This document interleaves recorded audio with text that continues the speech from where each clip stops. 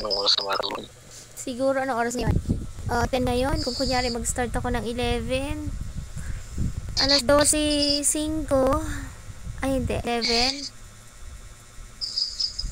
Mga 12:05. Tapos na. Ang puyat ng game eh. Naka-open kasi ang professional dashboard ko. Kailangan meron akong live.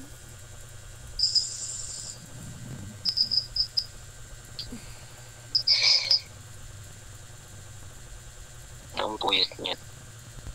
Gusto ng hali ka na magising. Malamang. Habang nag-church ako kanina, nakatulog na ako. Kala mo ba? Kaidlip ako.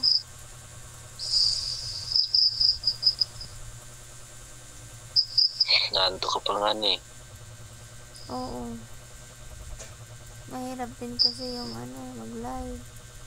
Magkwento ng magkwento.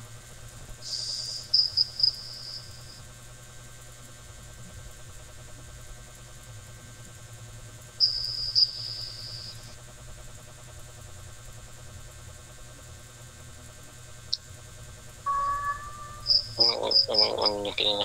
Anong ginawa mo? Ha? Anong ginawa mo? Wala, nagano ko. Hindi nga ako kahapon pala naglaba. Kahapon pala yung naglaba ako. Naglinis ako dito. Nagtupi ako ng mga nilabang ko kahapon. Nagwalis. Ano yun? Pusa?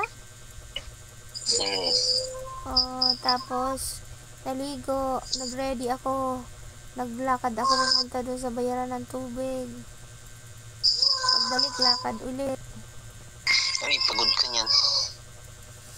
Okay lang, exercise din yun. Bihira lang din naman akong maglakad. Parang gusto ko mag-walking araw-araw eh. Parang pawisin. Pagod pa maglaba. Galakad. Ganun talaga. Ikaw yung pagod, kailangan matulog ka na. Hindi pa nga naantok eh.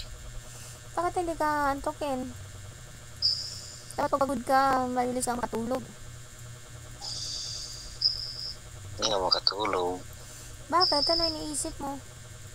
Ikaw. Bakit? Ano yung tungkol sa akin? Wala na yung miss na lahat. Lagi ka naman tumatawag. Lagi ka, pagka wala kang ginagawa, sinasagot ko yung tawag mo. Pagka busy nga lang ako, hindi ko napapansin yung tawag yun. Hindi ko masagot.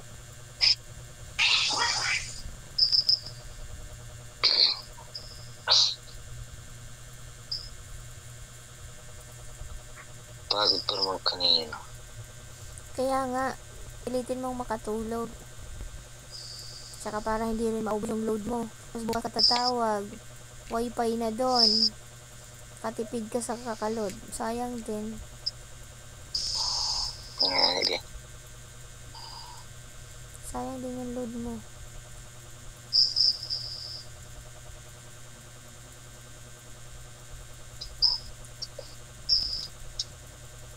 Hindi mo lang makapagulay kayo. Hindi mo lang makapagulay. Walang makapag? Gulay sa iyo. Gulay? Luto ng gulay? Hmm. Wala, hindi kami nagulay. Minsan nagulay kami dito pinakbet. Patsuy. Repolyo. Masarap nga yun. Pagod okra.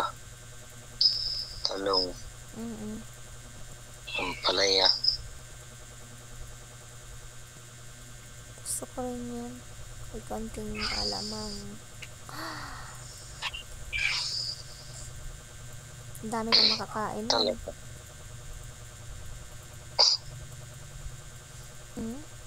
Kung pa pala nandiyan ay buhay-buhay tayong dalawa eh.